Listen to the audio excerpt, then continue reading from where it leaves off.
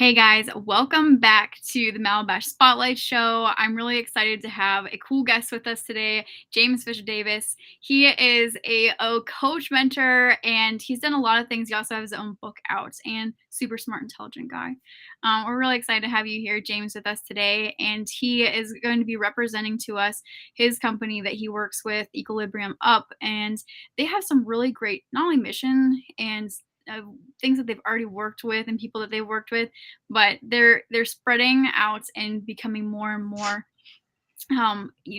gathering momentum. And so it's really cool to see this, and I think it's going to be really beneficial for you guys today. So you're going to want to listen to what James says. But first off, James, thanks so much for being here. It's great to have you on the show.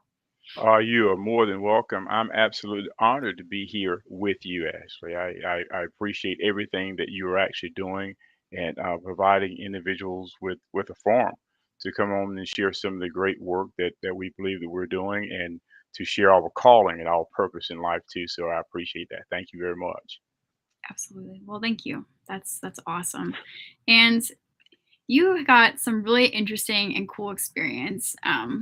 You guys work with not only athletes, but you work with law enforcement. You guys do a lot of how that relationship building, which is really difficult, something that you don't necessarily it's lacking in a lot of organizations. Let's just say that, of equality and how to create relationships with people from the realism instead of just a very basic um, equality training where you may get and it just means nothing, it falls flat, all that stuff. So you guys go deeper, you guys go down to the heart. And I'm really interested in this because it's something that everybody needs to implement, can learn from. Companies need to implement this more. And I would, like I said, everybody needs to learn from this. So, James, take it away. Tell us a little bit about the company Equilibrium Up. What are you guys exactly doing and how is this benefiting? I appreciate the opportunity. It's interesting because one of the things that we found throughout our experiences anyway is that human connectivity is almost a lost art now. You Yeah. know, prior to COVID, when we were all isolated anyway, and prior to a lot of the social unrest that was taking place, um, we still weren't necessarily utilizing the tools that we need in order for us to learn how to really get to know who someone happens to be as opposed to what they were. And it's interesting because quite often as we're dealing with what an individual happens to be, we miss out. We miss out on getting to know them at their very core. So what we wanted to do was make certain that we put something together, a curriculum where we could actually speak with individuals, go in and provide them with actionable tools, which was going to enhance their ability to be able to connect with others. I mean, really, to make a long story short, it's about how do we help individuals become the best human being that they could possibly become. That's extremely important. And in order for them to do that, quite often they have to learn how to be comfortable even when they're uncomfortable. If they can learn how to be comfortable when they're uncomfortable, then they can lead. They can learn that old concept of being able to agree to disagree without being disagreeable. So the idea behind it was to try to move individuals from their different sandboxes and from their different silos and get them to understand that even though you may have a like mindset with so many individuals, you may have a certain number of commonalities with some individuals. The fact of the matter is, every silo or sandbox you go to, there's always going to be that one definitive, that one commonality, and that is you're all going to be human beings. So how do we go about the business of dealing with one another as human beings and dealing with one another in regards to who we are and trying to judge individuals, if we're going to judge at all, by the content of their character as opposed to the color of their skin or their gender or religion or whatever that might be. So that's what we do. We're about connecting individuals, and right now we're spending a lot of time in regards to connectivity in reference to law enforcement and the public, because one thing that we're trying to get individuals to be mindful of is the fact that the police are the public and the public are the police. The fact of the matter is, your law enforcement officials, they grew up in communities that were also being served and protected by other law enforcement officials. So they are well aware of some of the issues that happens and that occur in all communities, honestly. So that being the case, how do we reconnect that component? And in order to do that, it's going to take all of us, and we all need to have a certain, um, not necessarily training, but it's more or less education and information. And if we're providing education and information to the heart and to the mind, then hopefully what will happen is that the heart and the mind will go about the business of training the tongue. Because quite often when we find ourselves in trouble or not necessarily connecting with folks, it's not necessarily based on our actions. It's based upon those things that we may say. So we're trying to deal with the mind, body, and the spirit. That's where we are.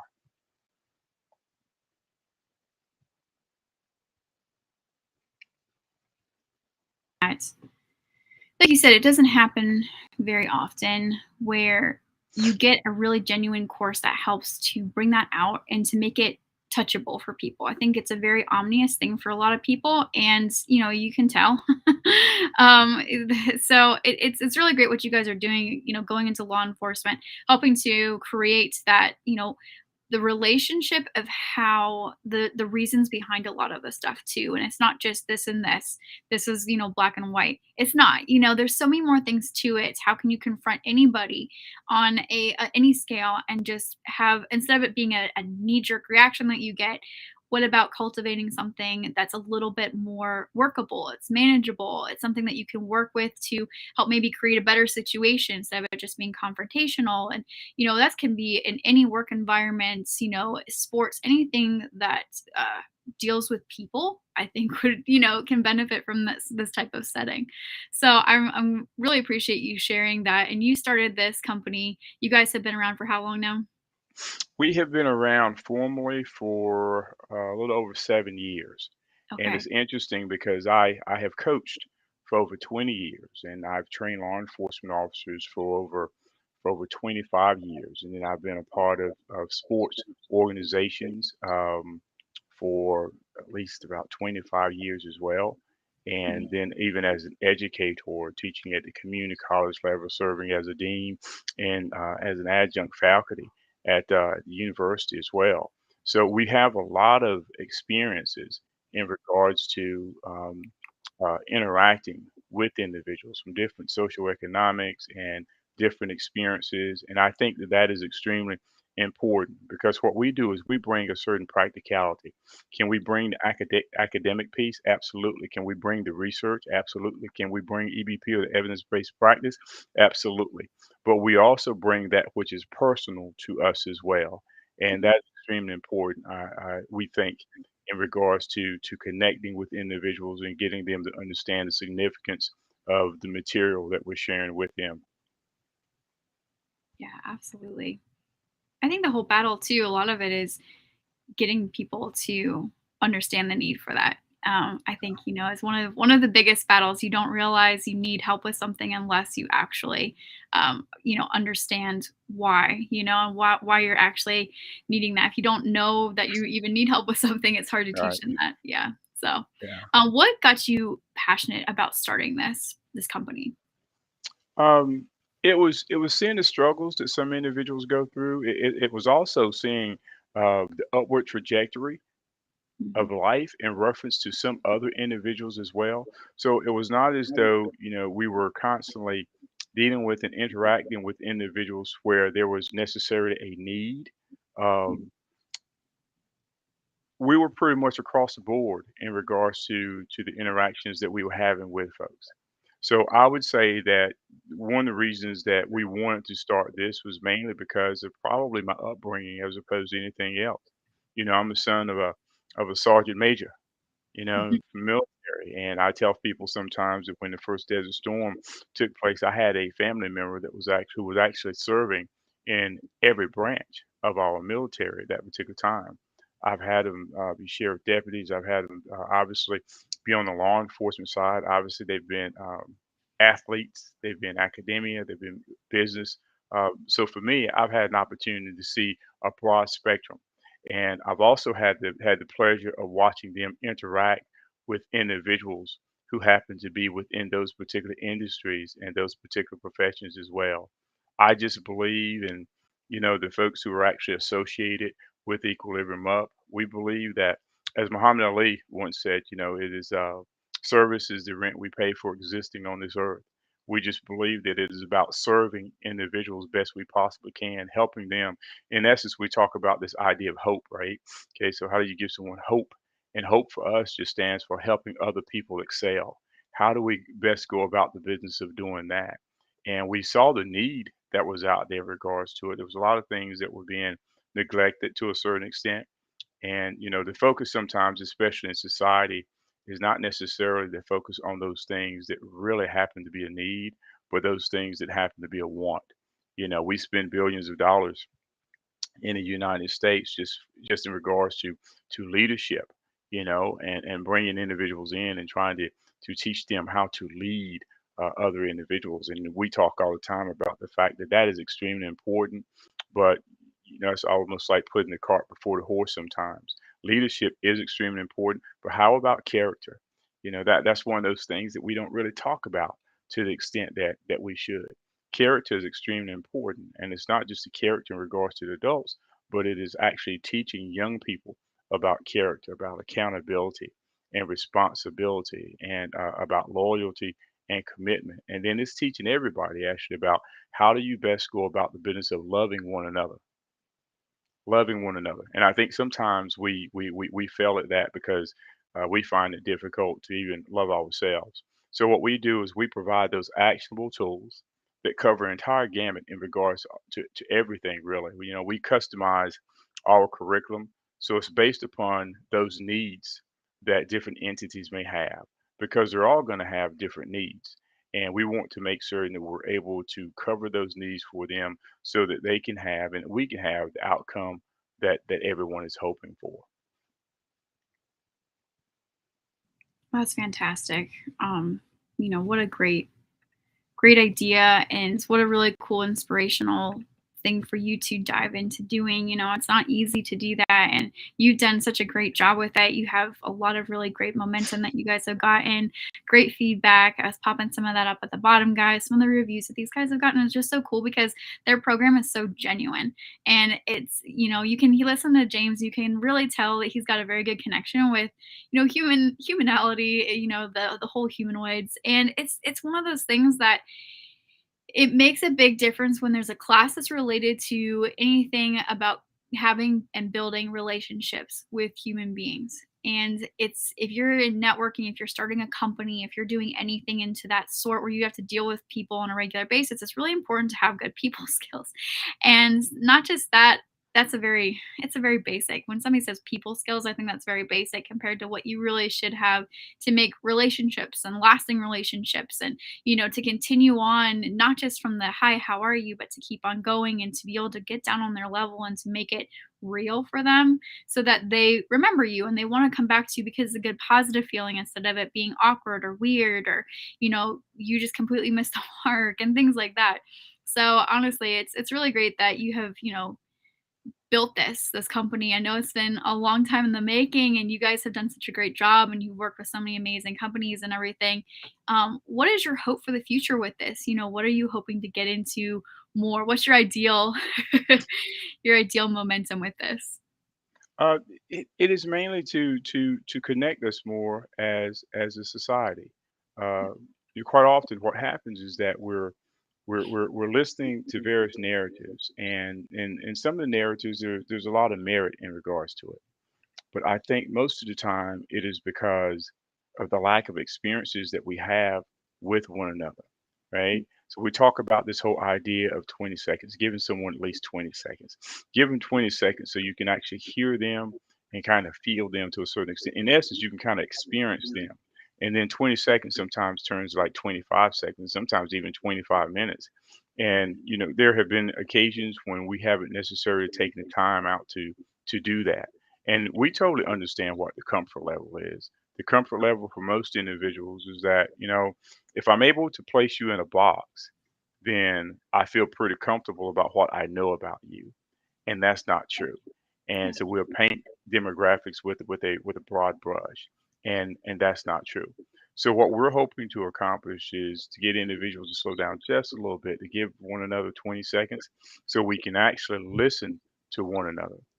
If Mhm. we take the opportunity to listen to one another, then we may be able to understand what someone is going through, which means then we'll be a little bit more compassionate in regards to their needs and how we can better go about the business of serving them and trying to help them.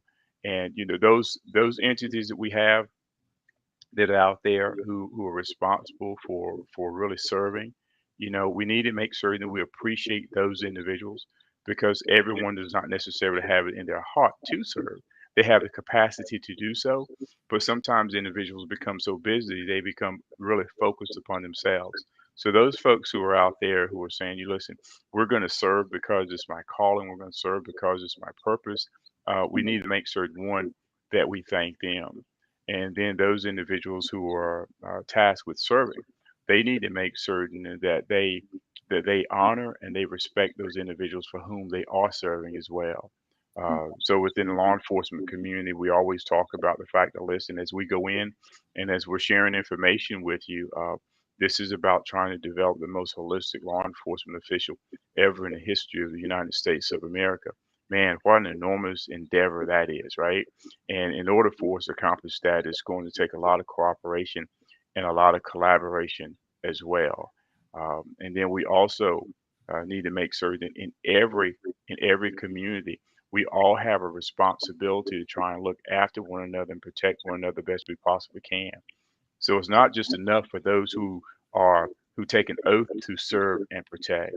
Individuals within our communities who are trying to make sure that their communities thrive, they have a responsibility to try and serve and protect those who have taken the oath to serve and protect as well, right? So it goes full circle.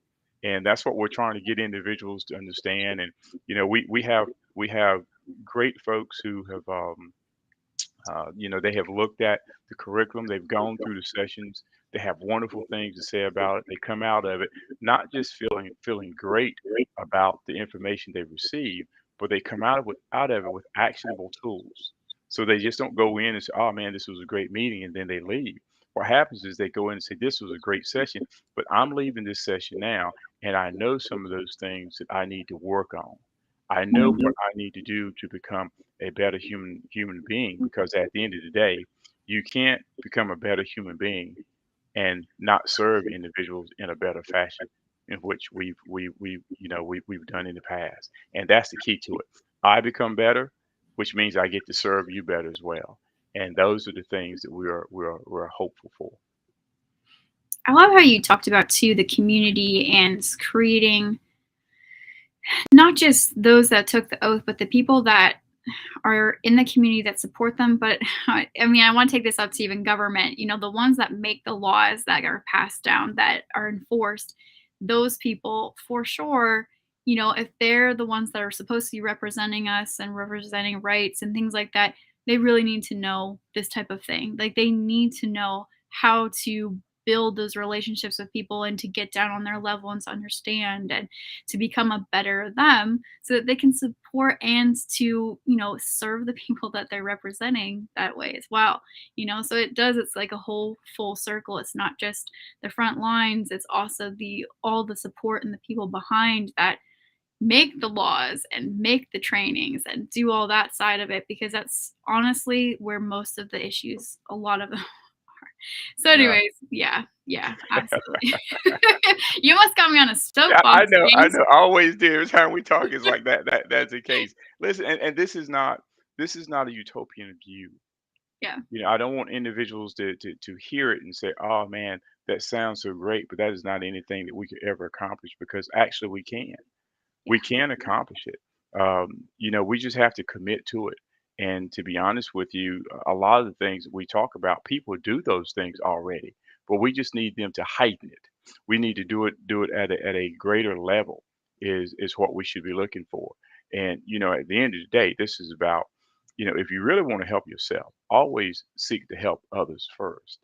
If you can do that, inevitably what you're going to find is that you have also helped yourself. And when we can get to the point where we start to talk about, well, the decision I'm going to make, who is it going to affect? How is it going to affect them. And not only how is it going to affect them, but how is it going to affect those individuals who love them, who care about them as well. And quite often, decisions are being made based upon my needs first, and then maybe if it helps someone else, that is fine. But imagine if we were to reverse that, it would be Mhm. amazing how gratifying people could actually see that type of thinking as being, and Yeah. that's what we're after. I love that. I think that's great, James. I'm so excited for you guys, and I really hope that those are out there. If that's touching your heart, like definitely go and reach out to James and see how he can help you guys out with your company or anything of that. Because honestly, this is really great tools and wisdom, and he's really got a good grasp on everything. And you have done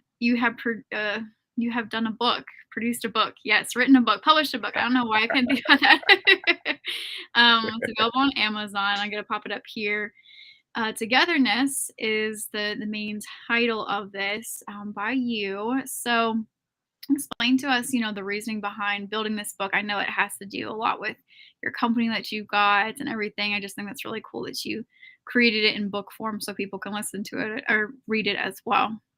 Yeah, bound by togetherness. It's interesting because our delivery method during our sessions is a little bit different, and we designed it that way. Again, educated for more than 15 years, training for over 25 years, coaching for over 20 years. We know that there are certain things that work, but we also knew that in order to really touch individuals and start to deal with them internally, that we were probably going to have to do things just a little bit different. And so when we provide our sessions, quite often we do it with storytelling, and we capture the imaginations of individuals, and then folks start to self-reflect. They start to think about, when they were younger and certain experiences that they've had. Actually, that's really what this is about. This is about self-reflection, to be honest with you. It's just about self-reflection. It's about, if I can self-reflect, then I will become a lot more self-aware. If I become self-aware, then I'm inclined to be socially aware as well. And those three all go, hand in hand in hand. At the end of the day, self-reflection is really the key to self-awareness, right? So when we're telling stories and we're sharing information with them, so I remember the first time I was doing so. And listen, I was somewhat reluctant. I was an old law enforcement guy. I was like, I don't necessarily need to put all that out there. And but then it dawned on me that sometimes what happens is that an individual story is no longer just a story to them, especially when it is an impactful story. It is something that impacted their lives in such a significant way. So when that happens, then the story is no longer the story, it becomes an individual's testimony. Once it becomes an individual's testimony, it no longer belongs to them. It belongs to everyone that that particular story or that testimony could actually help. Does that make sense? Right? So that's kind of where we are in regards to all of this. So in reference to the book, I had individuals who would come up to me. It's like, you know what, that story was great. Thank you so much. It really shed a lot of light on things for me. It helped me understand a lot more in regards to the principles that you guys are talking about. So, people had been, saying to me for an extended period of time that, you should put it pen to paper. You should write some of these things. And I'm like, I don't necessarily know if I want to do that, right? Uh, to say that I was reluctant is not even, it's probably disingenuous, to be honest with you. I was more than just reluctant in regards to this. So what I did was listen, I prayed about it, I thought about it, uh, talked to my wife in reference to it, and then finally I said, you know what? If this is what it's going to take in order for us to get this message across to individuals, if this is what it's going to take in order to bring a certain human connectivity within our communities, then this is what I'm going to do. So what I did was I took maybe two or three of the stories. There's several in there, but I took maybe two or three of them and I shared it in the book. But the most fascinating thing to us in regards to the book is not just the stories. The stories are really just a pathway towards self-reflection. But at the end of each chapter, what happens is there's an experiential there. There are questions there that individuals get to answer in their own words, write it in their own handwriting. There's a character audit that is there. There's a leadership evaluation that is there. In essence, the book is designed for one, for self-reflection, and two, to help individuals understand better who they are and what their purpose and what their calling is in life. We all have a purpose here on this earth. And sometimes we talk about, I'm just trying to find it, I'm just trying to find it. And there are times when all you have to do is just sit quietly and self reflect. And when you do that, all of a sudden, it's like you have an epiphany like, oh, you know what? I think I know exactly what I'm supposed to be doing. I know what my gifts are, I know what my talents are. And this book is designed to help bring that out. So, anything that we could do, even if it means my having to put stories in a book, as reluctant as I was in regards to it, then that's what we need to do. Remember the first thing I said about 15 minutes ago is that we have to learn how to be comfortable even where we're uncomfortable. And if I'm going to share that with people, then I have to take my own advice. Taking your own advice is probably one of the hardest things to do sometimes, you know. It and something that a lot of people don't do on a regular basis. That's So true. yeah, I think that's very true. You got to live by the words that you're preaching. Absolutely. I'm glad that you made this into a book. And guys, you can find this on Amazon. Um, Togetherness Through Service is the title for those of you guys who are just listening in. Find this on Amazon, check it out, and purchase this. It's just hardback right now, but it's going to be, worth it for you guys to kind of just get to see the insights to what James has in his years of experience in this whole world. And he's been able to work with some really cool people. Now, I wanted to ask you, what is one of the most inspirational or exciting, I don't know, exciting, but one of your best moments that you've had working in this, doing the job with, I mean, creating your own company, and then, what, I mean, I know you can't say names or anything like that, but have you had a experience with somebody or a group that just really inspired you? Yeah, always. It's interesting because when I started, especially with the book, um, you know, I tend to receive texts and calls all the time from young people whom I've coached over the years. And, I tell folks that I'm extremely blessed and extremely fortunate because, I have young people who are playing in the WNBA, the NBA, the NFL, the USFL. I even have one that's on the PGA Tour. And then It's amazing. that's professionally. But we have them who are actually playing overseas. They're playing at different colleges and universities. I have some who are law enforcement officials. I have some who are doctors and others who are in the business community, and that probably excites me more than anything else, to be honest with you, because what that says to me is that I didn't necessarily help them get there, but I didn't hinder them from getting there neither. And sometimes, that's kind of what we have to do. We have to work with individuals in such a fashion where that they don't necessarily, one, lose love for what they enjoy doing, and two, we need to make certain that we inspire them to aspire to that which we know for a fact is greatness within them. And to be able to do that, that has been extraordinary.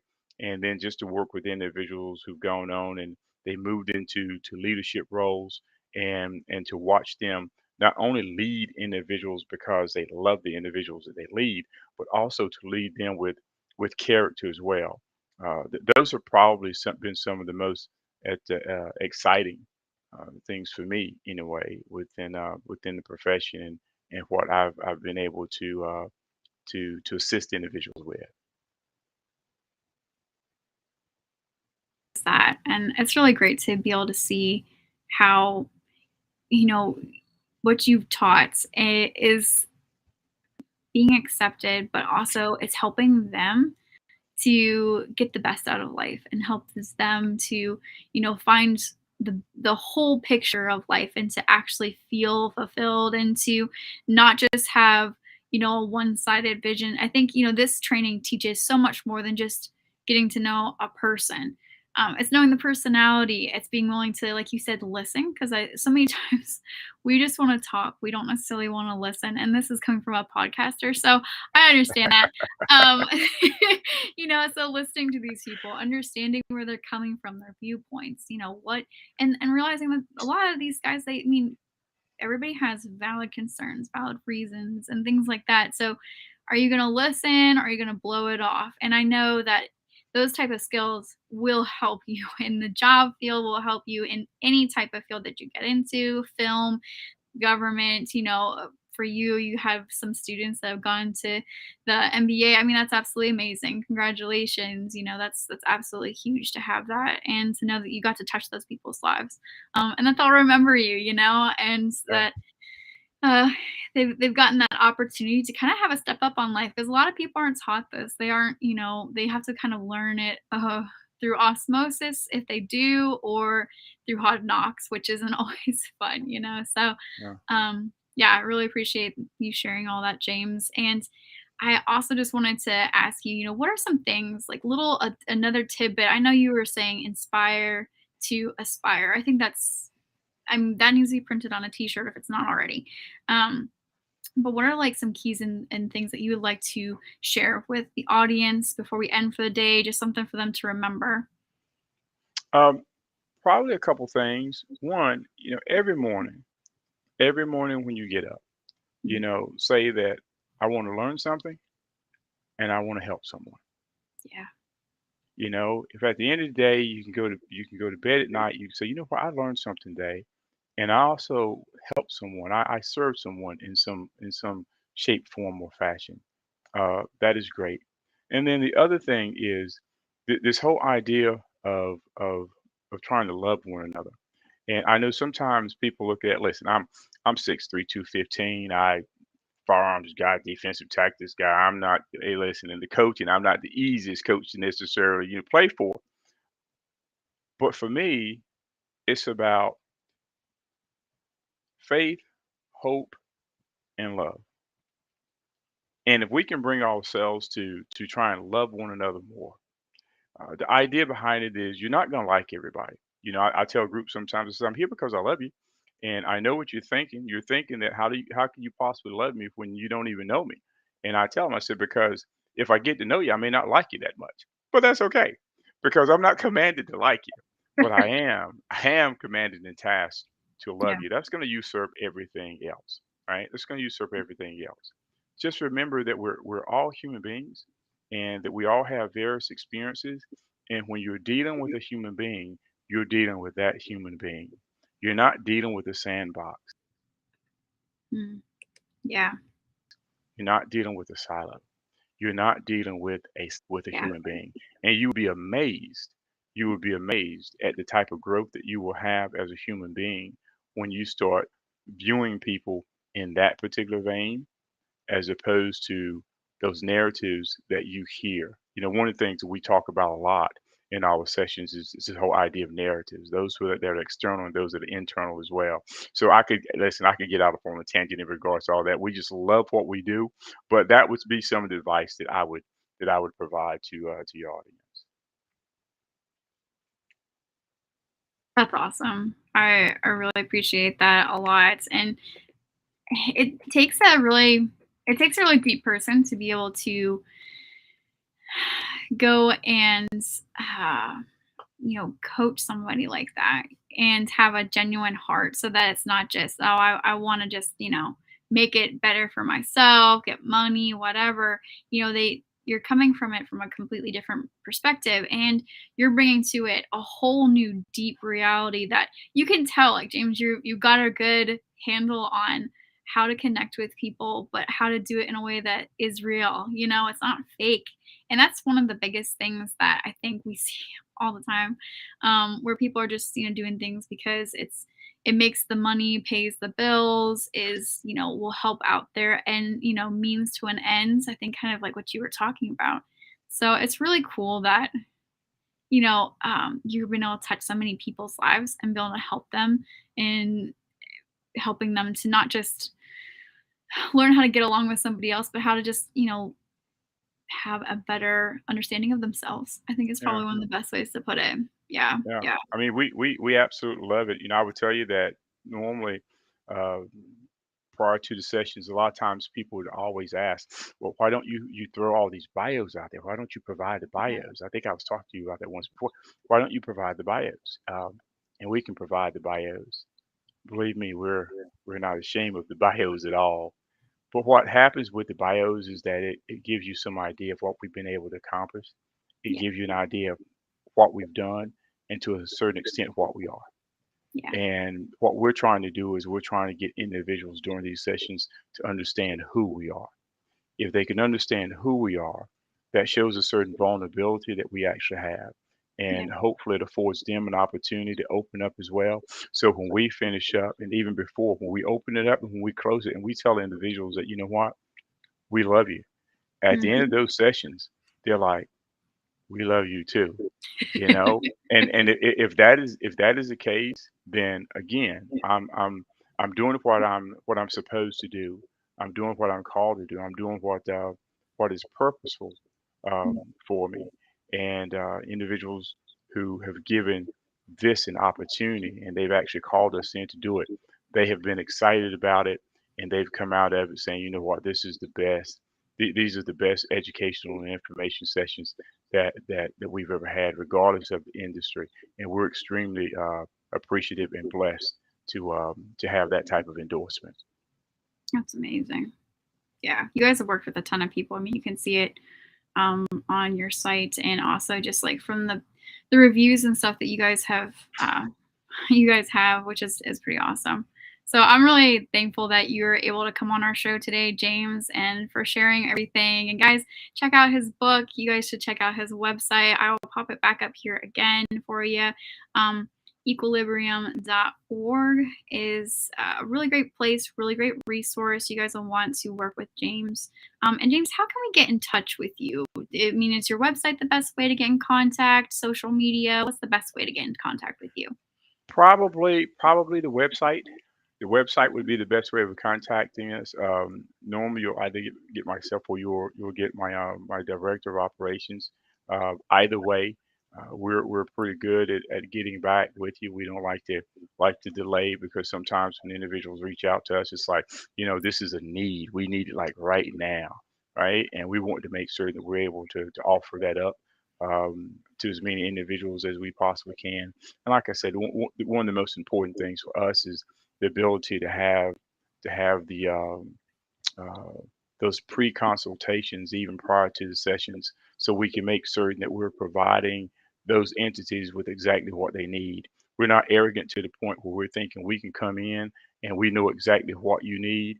We need to make certain we're having those conversations with you, and we're not cookie cutter. We don't just have a curriculum out there for you and it's a one size fits all, because we know that's not the case. And this work and what we're trying to do and where we've uh, um, seen our communities and our societies go to, it is too important for us to come in that particular way.